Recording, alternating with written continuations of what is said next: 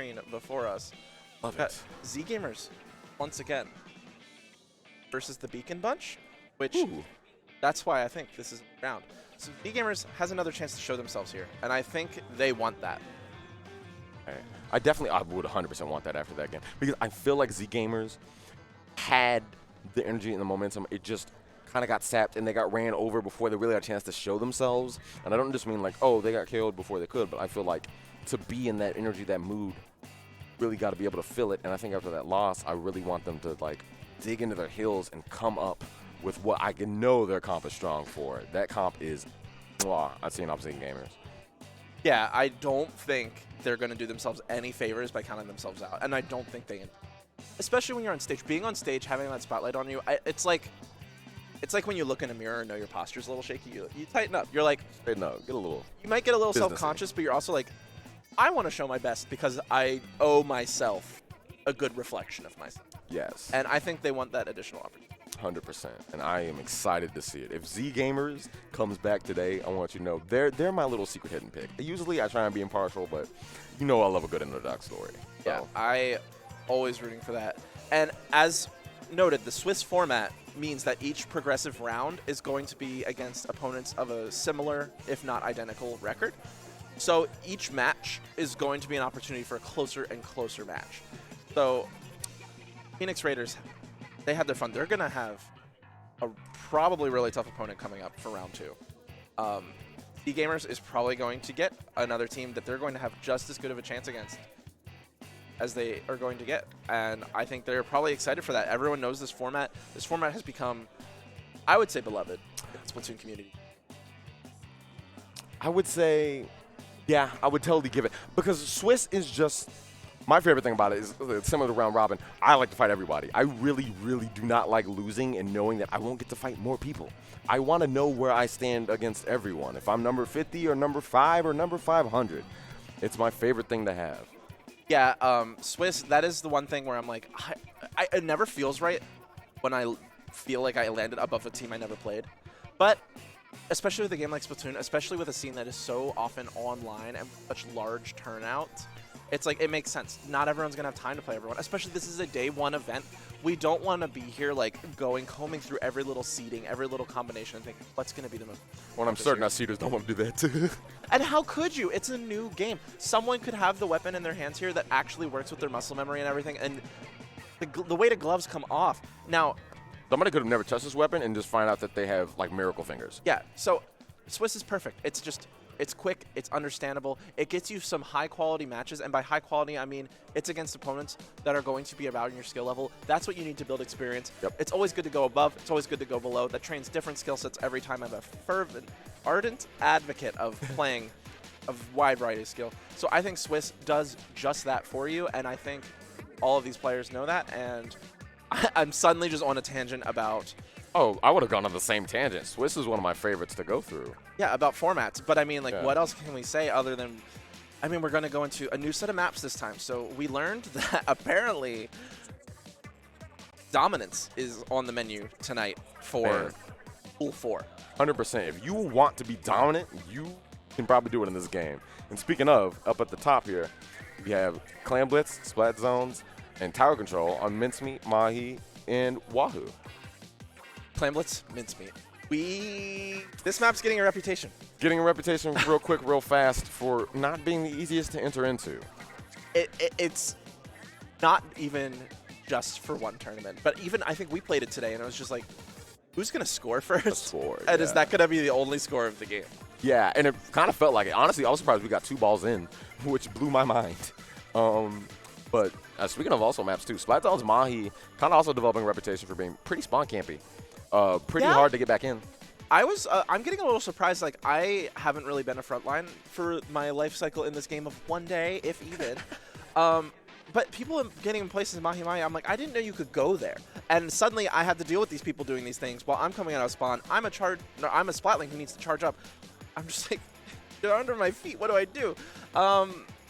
And as a It's Zap being spawn person, I'm campy. just running, to But get the tactical. So I'm like, oh god, don't get spawn camped. The dynamic of the nature of the stage, I think, opens up. I love the. I could go. I was about to start talking about Camp Triggerfish and Tower Control. I love maps that feel like they transform over time, even when they don't physically transform over time. Gross. I know. We don't need to go into it. It can't hurt us anymore. It can't hurt us anymore. I loved it.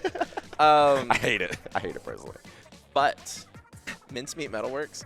We were talking about Mahi Mahi the whole time. Mincemeat is next. Mincemeat is the first one. Personally, that's one of my favorite maps in the game. I think what is going to be successful here, and again, I'm totally open to being proven wrong. We're learning just as these players are. Yep. Movement is key here. You need to be able to climb quickly. You need to be able to cross those grades quickly. Run speed, swim speed, ability, intensify action. Action. I'm struggling. Don't worry, I struggled worse, but I thought it was all going to be ink pun, so I said intensify action the first time. It's just intensify. It's weird, but I like it. They pick and choose when they want to pepper in the puns. They love peppering them, though. And for this one, also, you mentioned you really want to have good movement, moving from side to side, shimmy and shimmy, but also being covert. This is a map where backlines are strong. They are your last line of defense and probably some of the first people to pick, too, given how kind of short it is. I might even go so far as to say Tacticooler is the reason the Clam hard right now. Tacticooler is running the gambit on that mode. Clam Blitz literally is like wipe the other team and go. But when you wipe the other team and they're back right away, you just got your clams. Now, that's a lesson to people. Get your clams before you fight. But a lot of us are still learning that. And so there's a lot of times like, okay, we fight them. Now let's build our clams and go. And they're back. They're back because Tacticooler has you back right instantly. away. I think it's a 3-second time in total. It's quite honestly scary. So yeah, I think that's what I would wager as to say like why Clam Blitz is so hard right now. But they made it more dynamic. I think they might have anticipated this. I think that's what the 8 clams...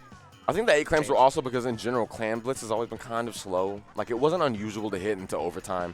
And I think they wanted to speed it up, giving us the 8 clams in order to make a power ball, power clam. I think we're going to need it because you can't rely on full team wipes to make pushes anymore. Things need to move a little quicker. But it's so interesting, given that that's a lot of the same opinion that would go for Rainmaker. Rainmaker was going to wipe. You push the podium, you win.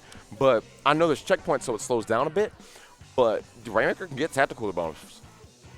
True. Well, my logic may have a hole in it. But I think... Day one theories always get disproven, so it's okay. I think they just wanted Rainmaker in general. Yeah. Rainmaker, by the way, my favorite mode in the whole franchise is Rainmaker. I lived it in 1 and 2. Even I had to admit that it needed to be slowed down. I was an advocate of, I think, Rainmaker specifically. I know. Hot take. I don't mind. Wow. Rainmaker games go pretty short, but I don't know best of 3 short. It would literally be like Splatoon, everything, take. and then you'd have to play 3 Rainmakers or 2. But that's some game set match style bracket running. It came and went quickly, but I think the issue is we need just to Rainmaker. Okay. But checkpoints changed that. But we're not playing Rainmaker in this set. Why are we talking about it? Dang, oh my God, the ratio! I'm getting blown up here. Okay. No, but Mincemeat Metalworks, it's just about dynamic play, and this is. Dynamic, it's not like tower control. It's like your players got to be moving everyone. Backlines are a little bit nerfed here, except for recovering when the other team is pushing you. Yep. They're good at shutting that down. Aside from that, they are a liability in starting a push. But mobility here, I think run speed be good. I want to see people experiment with run speed. There's lots of like, got to cross a little grates to get in here. Yep. And it looks like we're going to the action. Right into it. And you'll notice that I'm looking at the backlines. I'd make sure you guys at home are too, because they will be some of the first people to pick you. If you're not moving smart, you will get shot. We got Chris on the heavy splatling, and it looks like we've got no backlines. Oh, on the side of the Beakon bunch, but when you're running Beacons like they are, I don't think you need somebody to stay back. It looks like, I'm going to guess that's Pac just going straight out painting. It's like what juniors do.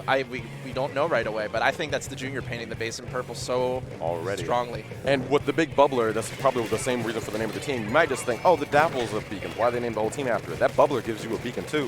So they're ready to jump in at any moment's notice. And we have the brush coming in, and what is going on? 3 down. 3 down on Twig. Oh my God, a wipeout in the first 30. And look at the clams on the side of the Beacon bunch. They double ball. They had so many clams before that fight was even over. Oh, I hope they can close that out. Can they get that in?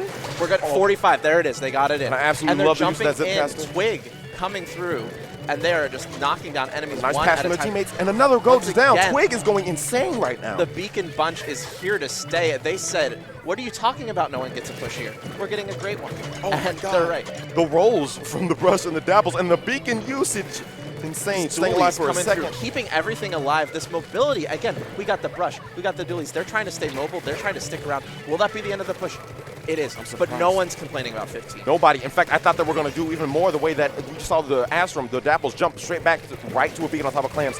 This might be their best mode, honestly, for this type of team. Yes, Zipcaster, they are using this. We are keeping our space even when we're not actually there. They're jumping the shortcut, knocking They players have to let down. them through. And now they're going in. Now I want to see ZGamers. They can defend this. It's 15. The Booyah Bomb, this is a great job of getting that crab tank to get out. Now, where are those clams coming Where are they from? coming from? From behind? From above? Oh, jump scare from left. Twig is not back again, leaving wreaking havoc them at the goal. alone. It's the Twig show. They are just rushing everywhere, and that's the game. Incredible clam blitz by the Beakon bunch. An absolutely insane game. I don't even feel like we got to mid. It was all played right at that goal, that whole They game. didn't slow down. Every time I thought it was over, that's like they popped the Zipcaster. They're like, I'm going to hold you guys here while my team comes back. The Zipcaster, the Beacon, the Bubbler, everything they needed to stay in that goal they had. I'm surprised they didn't KO on the first push. I didn't even catch. I don't know if they were running quick super jump or not, but then the dualies were jumping in. They were like, everyone's just going to keep buying time. It was like one person at a time. And it's like, while those two players are jumping in and holding, honestly, for a pretty significantly long time. So I can't even say they were feeding. But the other team's just going to gather clams, get the objective ready, and they're like, okay, we've been burning their clock for a long enough time. Let's come in with our tools. And that was massive pushes. That was a recipe. Now, I do think they were outplaying. They were winning their fights a bit, which makes that strategy a little bit more viable. That's tough. They could have been punished, but I mean, that mobility with the Zipcaster, I think we're starting to see people figure out the Zipcaster. It's not something you're just going to jump across the map and get sniped out of the air. You have to be crossing everywhere and being hard to hit, just wasting their time. Absolutely, and that's exactly what the brush did. If the brush didn't kill, it certainly was stalling there, and I love the usage of that from them. And we can see that we're getting ready to start again on zones on Mahi Mahi Resorts. I am so close calling it Mako Mart. Those are both in the game. They both start with them. They are still both in the game, but Mahi Mahi Resort is so fun to say. It's pretty. It's in the spirit of Riptide. There's water everywhere. It's a vacation. The levels change as we get deeper into the game. Everything's. Look at that. I want to go swimming now. Oh. But as we see, it looks like Pac is on the Zap instead of the Junior this time. Twig is on Charger, which is what I love about Twig. They flex between brushes and Chargers. Yes, they do. How many people do you know that? Anyway, the fight is going in. ZGamers is ready to prove themselves. They are going straight for this zone. With three of them back into a corner, that looks like a setup for a quad. Lukas go down. Heavy goes down. They're going down. These dualies are taking names. Zappers ran for their life, sitting and on a wall. Will they this make player it? be able to get away? They tried to jump out. It's time for the ZGamers to recollect themselves. As Beakon Bunch says, let's pick our aggressive spots. Let's try to do this one more time. Giving all of the team, they have double tactical, by the way, so if you're thinking they're not going to lay on the pressure, I'm sorry about that, but they continue with the double and a jump away, setting up a second tacticaler. They won't stop the momentum. They're going in for a second round. They're like, we're ready to fight more and more. This momentum is not stopping, and that tacticaler is helping so much. It just enables players to really just drop all their nerves. It's time to fight, and it's time to fight now. And every trade is a victory for the Beakon Bunch right now. ZGamers needs to get multiple down, and they need to get to that zone. They have the tools. They have paint. 15 on the clock. They got to rush it. You see that T-Tech playing hopscotch with the wave breaker, but going down. A wipeout again. I think that's the game. Beakon Bunch. That was amazing. Dance. If not showing the power of their comp and taunts. And that's showing the name, the Beakon Bunch. They place the Beakon, and that's probably their secret weapon here. They never let up because of the beacons. It was, in fact, it felt cyclical. Not just usually in Splatoon when we talk about cycles, we mean death. But in that team, it was quite literally the beacons were the respawn points. We saw the Dapples Astrum go in with a tactical set up by their Zap and immediately clear two people, have their special charge, jump back, and then throw down the second tactical. Just a huge loop, I loved it. Should we acknowledge the big man plushie in the audience? There's a big man plushie in the audience right now. It is a fat, big boy. I love him. I love I'm big right man. Here. Well, no TC Wahoo World for us. That was map 3. Okay. Are you okay? I know people don't like Wahoo. I like the circular zone. TC Wahoo a little. Yeah, TC Wahoo. That's what it's TC Wahoo's banned. That's Splatoon, for those that don't know. I wonder how long it's going to last in Splatoon. If you know, us at Splatoon headquarters here, the competitive Splatoon headquarters, banning maps is our game. That's our name.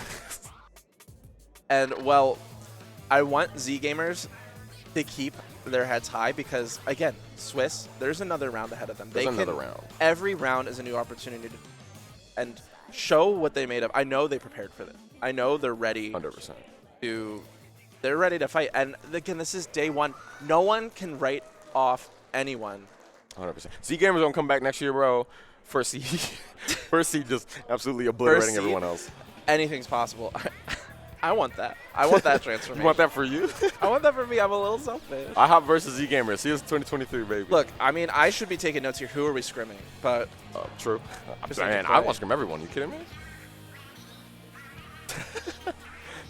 Boing said their schedule does not allow for that, but mine's also doesn't. But we'll try. Yeah, you'll certainly schedule them. I'll schedule. We'll talk. I want to know. We have one round ahead of us. We haven't seen Scorch Gorge yet. Well, no matter what, that's map 2. We're seeing Scorch Gorge today. But if we could see the museum, I'd be pretty hyped. That one's the epitome of summer in Splatoon. For the Splat 1 vets out there, the Summer Museum is a. I was going to say, one. Summer notwithstanding, Splat 1, that's one of the maps that people you played really it. like. You got on that game. That was the map you were playing. It was that, and people really like Flounder Heights. Flounder Heights. Which, if I understand, is looking like it's coming. It's coming back, I believe. It's a DLC map. I think they've showcased it. They showed it. And with the Squid Surge, they showed it. Well, yeah, they didn't name it, but they showed it. So, like, what else would that mean? Squid Surge on Flounder Heights? It's Flunder Hots. That's what it is. That's the new stage. Okay. That's what I'm marketing it as. But I love, as you said, and I guess I was starting too, the Squid Surge, perfect for that map. And Splat 1, you died, you knew you had a hike to get back up. But surging up is an amazing thing. I got to play a little Museum D'Oncino during the Splatfest. It was mostly me getting my butt kicked by range blasters the whole time. Blasters beating everybody's butt on every map. They have buffed that weapon. They want it to come back full force. What else could they do? Because that weapon was not too hot in 2. You can't nerf it anymore. I'm on the ground. Stop kicking me. Yeah, they only nerfed it. So, well, except for Luna. They gave Luna a whole bunch of buffs in 2 to, I guess, cope, and then it didn't do anything. Didn't do anything. Same with Dapples, but we saw Dapples in this game wreak havoc. I still couldn't. Here at IPO Productions, we love Splatoon. Maybe not grammar, though. Don't need it. Don't need it. We speak You understand me. You understand me. Everything in this game is gargles, so why don't we just speak in them? Yeah, that's pretty much, that's what's true, probably. Want to talk about Rainmaker Sturgeon's art? Because that's what we're going to see. It's my sweetheart.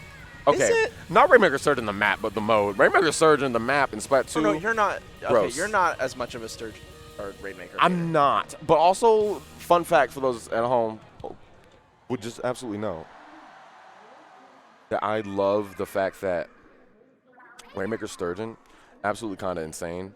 The fact that you can throw a Team Mist on it and holds off a whole map. I don't know if they've done that in Splat 3 or not. I'm curious to see, but we'll have to wait out and see. So I'm excited to see that as the first map for the next round. Okay. And I cannot believe that we are still progressing in Riptide, still seeing new teams, still getting to go through so much more. And if you are watching at home, you want to get involved in Splatoon, you've got options. LAN is far from the only place that Splatoon learns. Yep. And why don't we talk about Megalodon Cup? Megalodon Cup is the spot to be, no matter, as we've already said, whether you're the old generation or the new generation, you can come into this tournament completely uncapped. It's coming up today today, pop quiz. Nope, Saturday 1st, October 2022. The Splat Zone's only for this one. A wonderful mode to have it on, personally. And if you're coming around at 5 p.m. at universally coordinated time, or 1 p.m. EST, we'll catch you. Find us on Mullerway ET at Discord or on Twitch. IT, not ET. Who doesn't like Splat Zones? Come play. Play it. It's the best mode. It's play it. It's zones. It's literally Splatoon. It is a Splatoon to a T. Plus, saw it. MIT runs great stuff. MIT runs the most wonderful things. If anyone's on the show for MIT, it's going to be me and Boing. So, come on down to Megalodon. Saturday, 1st of October. Of MIT. Yeah, so I think, well, speaking of MIT, I think it's just an amazing place to be. Personally, I love the fact that it's not just the cups, but they have other resources and spots to be, like Ink Odyssey or the Launch Point, which is specifically developed for beginner players moving on through there. And with Launch Point, there are events specifically for Launch Point, which is a competitive server aimed toward entry-level competitive players. And they even have events like the Draft Cup. So you don't have a team, it's a draft tournament. You get put on a team with people. It builds competitive experience. You're networking. You're meeting people. It's a great way. The Splatoon 3 is going to bring a bunch of new curious faces, and that's awesome. If you're looking you for want a to show your point, face, come on to Launch Point. Launch Point. Splatoon 3 is a fresh slate for everyone. If you've been paying attention to Splatoon and you're ready to try some stuff, look into the Launch Point Draft Cup. It is the day after Megalodon Cup. It's October 2nd. Yep. And it seems to be at the same time. So, I mean, if you got the middle of your day free, if you're in a region similar to Ohio, as I Yep. I think if you're trying to get your feet wet with competitive, great place to start. 100%. And even if you're just curious, you don't have to be in super hard in, like, I'm Keel's #1 fan. I love competitive. I haven't tried it yet, though. You can come in. Just want to have fun with your friends, make a team, do that, too. Exactly. Yeah.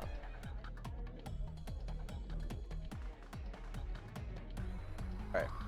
Well, I think that while we wait for these new events to come in, we are waiting for round 3 to come through. This will be the grand finale to Pool 4. That's our pool, baby. You're going to see the finale of Boing and Sampson. But as we wait, we've had some dominant showings from some of these teams, so we're pretty far ahead. So in the meantime, we will take a quick break. Let's get it.